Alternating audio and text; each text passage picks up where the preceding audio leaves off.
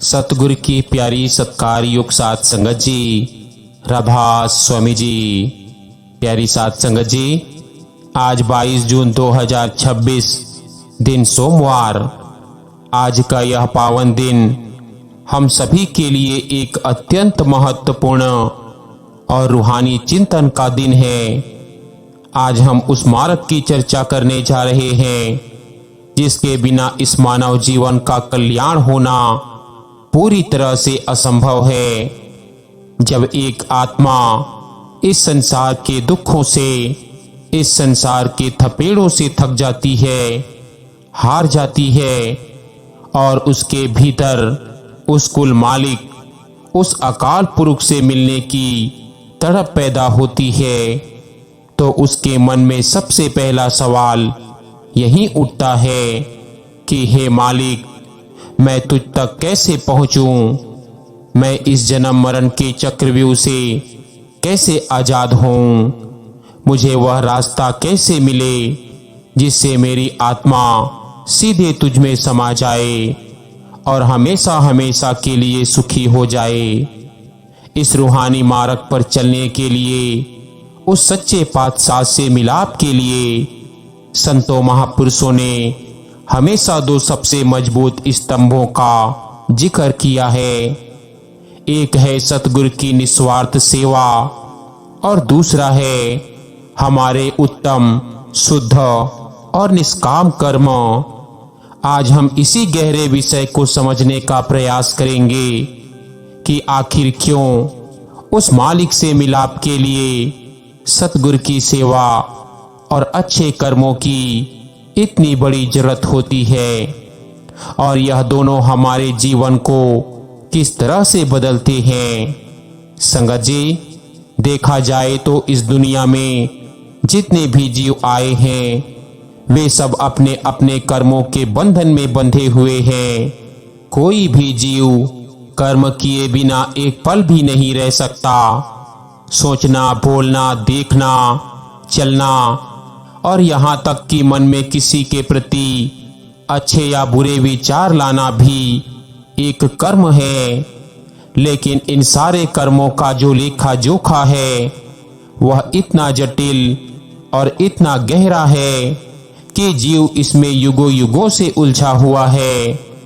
संतों की वाणी कहती है कि कर्मों का यह जाल एक ऐसी बेड़ी है जो जीव को इस संसार रूपी कारागार में बांध कर ही रखती है।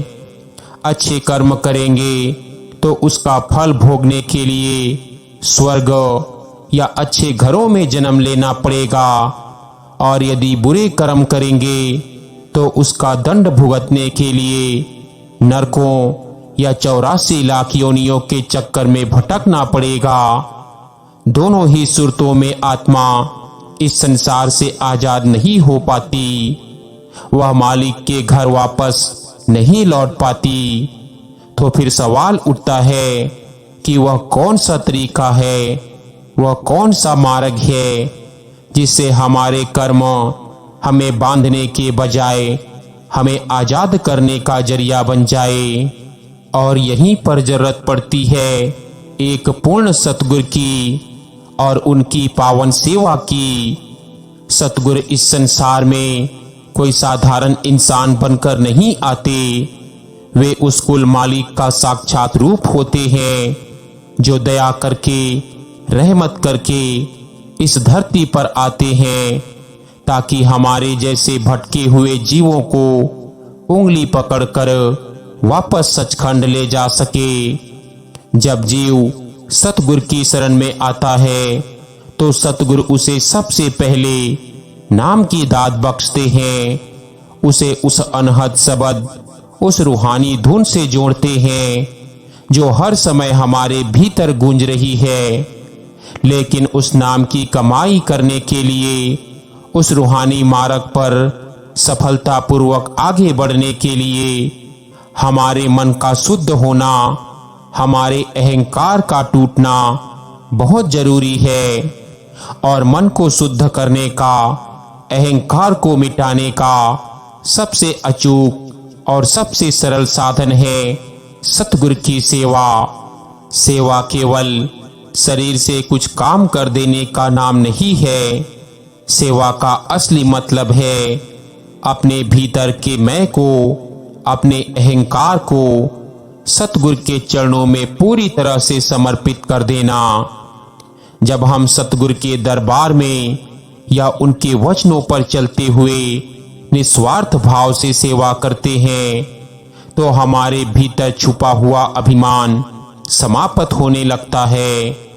संसार में लोग जब भी कोई काम करते हैं तो उसके पीछे उनका कोई न कोई स्वार्थ होता है, कोई न कोई इच्छा होती है। वे चाहते हैं कि समाज में उनका नाम हो, लोग उनकी तारीफ करें या उन्हें कोई आर्थिक लाभ मिले। लेकिन सतगुरु की सेवा की सबसे बड़ी शर्त यही है कि वह निष्काम होनी चाहिए। उसमें किसी भी तरह की दुनियावी चाहत या दिखावे की कोई जगह नहीं होनी चाहिए। जब हम बिना किसी फल की इच्छा के केवल अपने गुरु की प्रसन्नता के लिए उनके चरणों में प्रेम के कारण सेवा करते हैं तो हमारे जन्म जन्म के संचित पाप, हमारे बुरे संस्कार धीरे धीरे कटने शुरू हो जाते हैं। सेवा हमारे मन के उस मैल को धो देती है जो जन्म जन्म से आत्मा के ऊपर जमा हुआ है। जैसे एक गंदे बर्तन में अगर आप कोई कीमती वस्तु या अमृत डालेंगे तो वह भी दूषित हो जाएगा। ठीक उसी तरह जब तक हमारा मन वासनाओं, क्रोध, लोभ, मोह और अहंकार के मैल से भरा हुआ है, तब तक सतगुरु द्वारा दिया गया नाम का वह अनमोल अमृत हमारे भीतर ठहर नहीं पाता। सेवा हमारे मन रूपी बर्तन को पूरी तरह साफ और मांझ कर चमका देती है, जिससे वह नाम की दात को संभालने के लायक बन जाता है। संतों ने सेवा के 4 रूप बताए हैं: तन की सेवा, मन की सेवा, धन की सेवा और सबसे ऊंची सूरत शब्द की सेवा यानी नाम की कमाई। तन की सेवा का मतलब है अपने शरीर को गुरु के कार्यों में लगाना, सत्संग की सफाई करना, संगत की सेवा करना, लंगर में हाथ बटाना। इस सेवा से हमारा शरीर पवित्र होता है और हमारे भीतर नम्रता, दीनता और दया के भाव पैदा होते हैं। धन की सेवा का अर्थ है अपनी ईमानदारी की कमाई में से 10वां हिस्सा निकालकर बिना किसी दिखावे के उसे परमार्थ के कार्यों में लगाना, जिससे हमारे भीतर से धन का लोभ और अटैचमेंट कम होती है। मन की सेवा का मतलब है अपने मन को हर समय सतगुरु के ख्यालों से जोड़कर रखना। काम, क्रोध, लोभ, मोह, अहंकार जैसे विकारों से मन को बचाना और हर हाल में सतगुरु की रजा और भाणे में राजी रहना। और इन सब से ऊपर है सूरत शब्द की सेवा, जिसका अर्थ है सतगुरु के दिए हुए नाम का सिमरन करना, भजन बंदगी में समय देना और अपनी सूरत को भीतर समेटकर उस मालिक के चरणों में लीन करना। जब कोई जीव इन 4 प्रकार की सेवाओं में खुद को ढाल लेता है तो उसके कर्मों की दिशा पूरी तरह बदल जाती है। वह जो भी कर्म करता है वह फिर उसके खुद के अहंकार के तहत नहीं होता, बल्कि वह सतगुरु की आज्ञा और मौज के अनुसार होता है। ऐसे कर्मों को अच्छे कर्म या निष्काम कर्म कहा जाता है। आम दुनियावी इंसान जब अच्छे कर्म करता है, जैसे दान पुण्य करना, किसी की मदद करना, तो उसके मन में एक सूक्ष्म अहंकार आ जाता है कि मैंने यह भला काम किया है। यह अहंकार ही उसे वापस संसार में बांध लेता है। लेकिन एक सत्संगी, एक गुरु का प्यारा जब भी कोई अच्छा कर्म करता है तो वह कहता है कि हे सच्चे पातशाह, यह सब आपकी दया है, आपकी रहमत है। करने वाले भी आप हो और कराने वाले भी आप हो। मैं तो सिर्फ एक निमित्त हूँ। जब कर्म से मैं का भाव निकल जाता है तो वह कर्म कर्ता को बांधता नहीं है, बल्कि उसके बंधन काट देता है। यही वह रहस्य है जिसे समझने की आज हमें सबसे ज्यादा जरूरत है। मालिक से मिलाप कोई बाहरी यात्रा नहीं है, यह पूरी तरह से हमारे भीतर की यात्रा है। हमारा मालिक हमसे दूर नहीं है, वह हमारे अंग संग है, हमारे घट घट में वास करता है। लेकिन हमारे और मालिक के बीच में जो सबसे बड़ी दीवार है वह है हमारे कर्मों का पर्दा और हमारे मन की चंचलता। जब तक यह पर्दा नहीं हटता तब तक उस परम प्रकाश और उस रूहानी धुन का अनुभव हमें अपने भीतर नहीं हो पाता। सतगुरु की सेवा और अच्छे कर्म इस पर्दे को धीरे धीरे बारीक करते चले जाते हैं और एक दिन यह पर्दा पूरी तरह से हट जाता है। जब जीव सेवा करते करते पूरी तरह से नम्र हो जाता है, जब उसका मन पूरी तरह से शांत और निर्मल हो जाता है, तब मालिक की दया का जो झरना है वह उसके भीतर फूट पड़ता है। सतगुरु की प्रसन्नता ही वास्तव में मालिक की प्रसन्नता है, क्योंकि गुरु और मालिक में कोई भेद नहीं होता। गुरु उस परमात्मा का साकार रूप होकर हमारे सामने आते हैं ताकि हम उनसे प्रेम कर सकें, उनकी सेवा कर सकें और उनके वचनों पर चलकर उस निराकार प्रभु तक पहुंच सकें। इसीलिए प्यारी संगत जी, हमें अपने जीवन के हर पल को बहुत कीमती समझना चाहिए। यह मनुष्य जन्म हमें बार बार नहीं मिलने वाला, यह एक सुनहरा अवसर है जो उस मालिक ने हमें अपनी अपार दया करके बख्शा है। हमें हर रोज अपने कर्मों का आत्मनिरीक्षण करना चाहिए।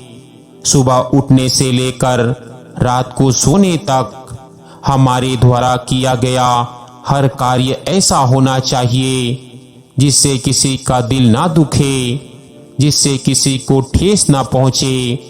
जीवों पर दया करना, सबकी सेवा करना, सबसे मीठा बोलना और हर परिस्थिति में सब्र और संतोष रखना ही सच्चे सत्संगी की पहचान है।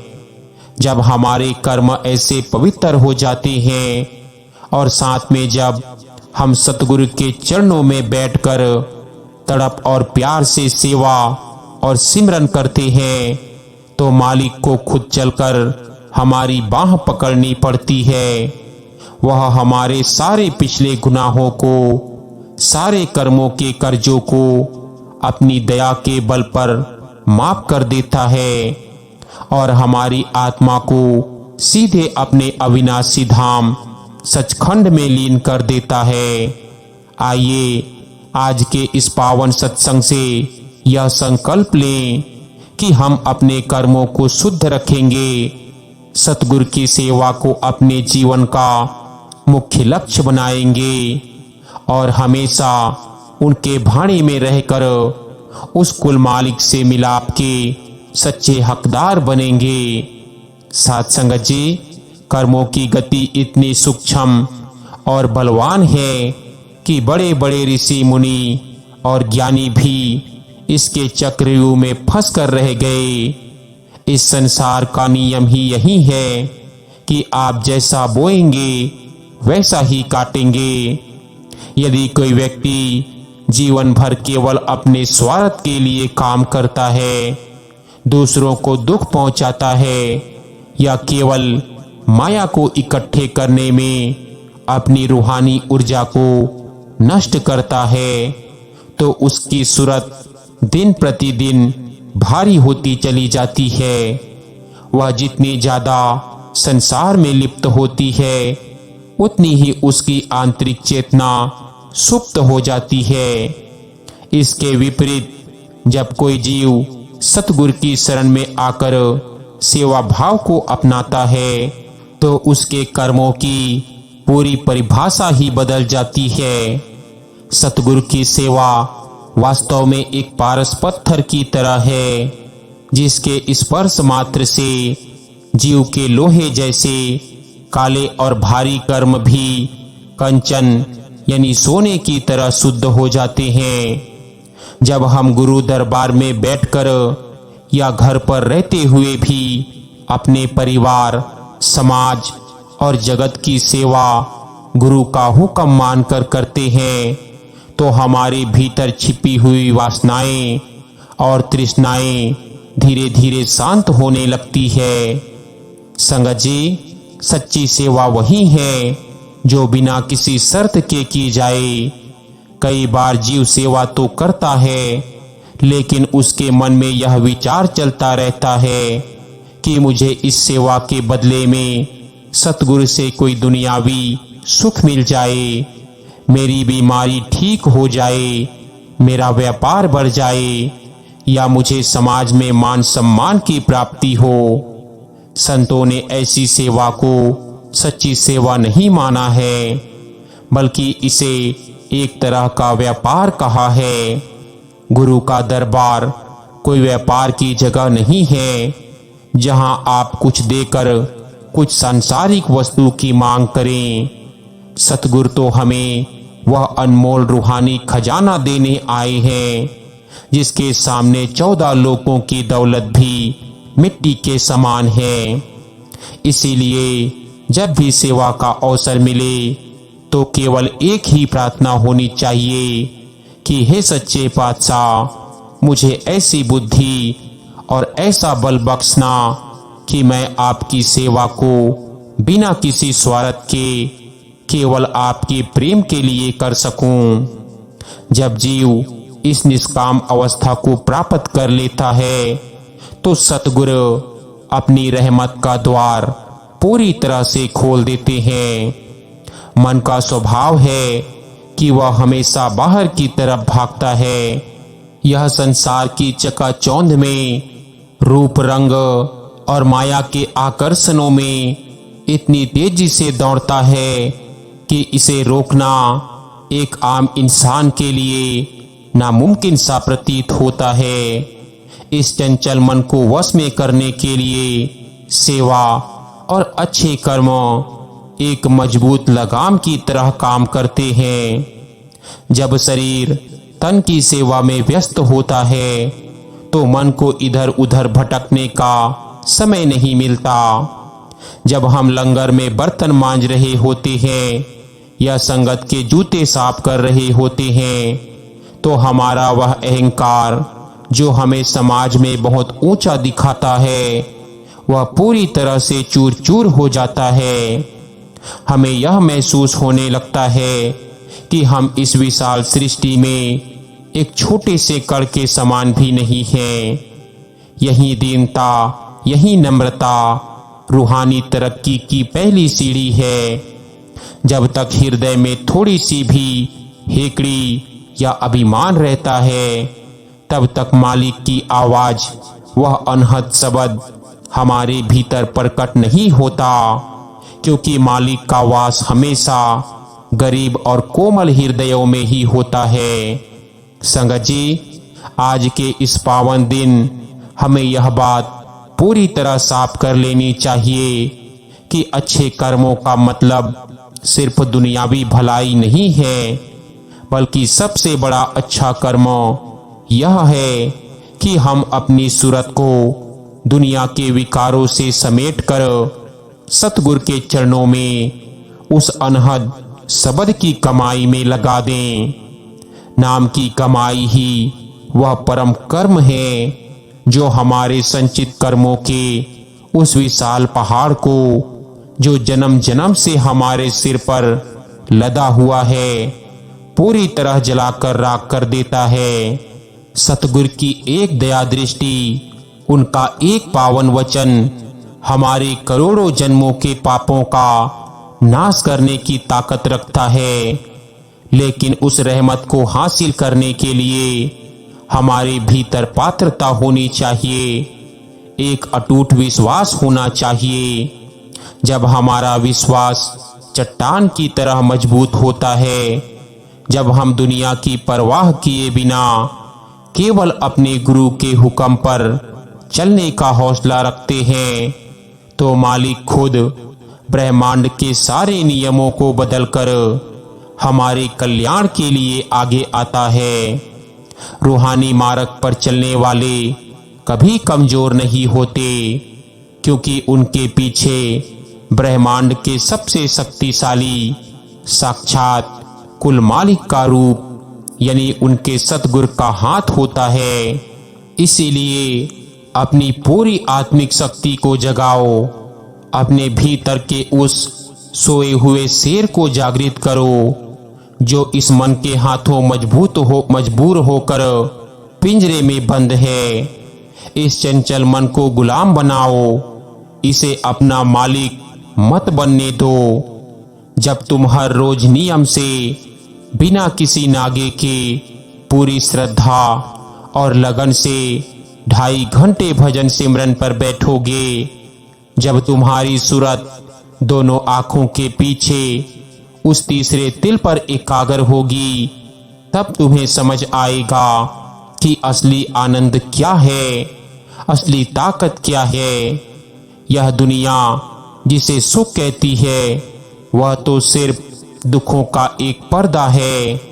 असली और शाश्वत सुख तो हमारे भीतर गूंज रही उस नाम की रूहानी धुन में है, उस अमृत में है जो हर समय हमारे भीतर बरस रहा है।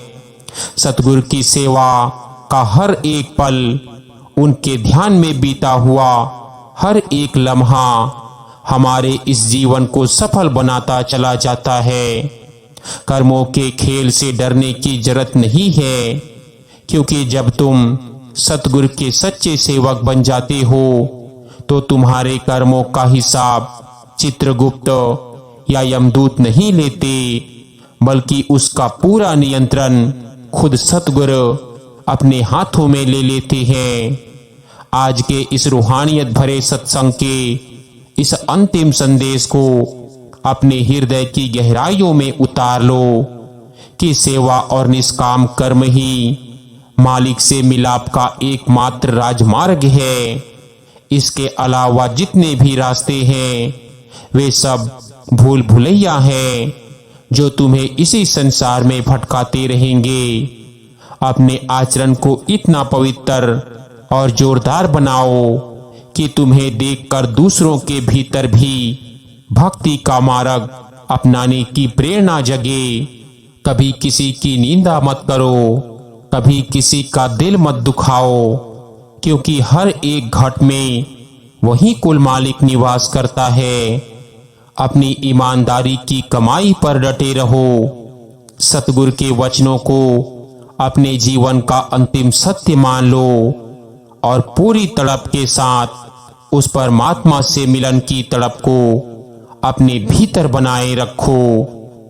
जब तुम्हारी यह पुकार, तुम्हारा यह पुरुषार्थ और तुम्हारा यह निस्वार्थ प्रेम अपनी चरम सीमा पर पहुंच जाएगा, तो सचखंड का द्वार स्वतः ही खुल जाएगा और तुम्हारी आत्मा उस परम ज्योत में, उस अखंड परमात्मा में हमेशा हमेशा के लिए विलीन हो जाएगी। यही इस मानव जीवन का अंतिम लक्ष्य है, यही सतगुरु की मौज है और यही आज के इस विशेष सत्संग का परम संदेश है। अपनी बाहों अपने दयाल सतगुरु को सौंप दो और निर्भय होकर इस रूहानी मार्ग पर आगे बढ़ो। हाँ जी।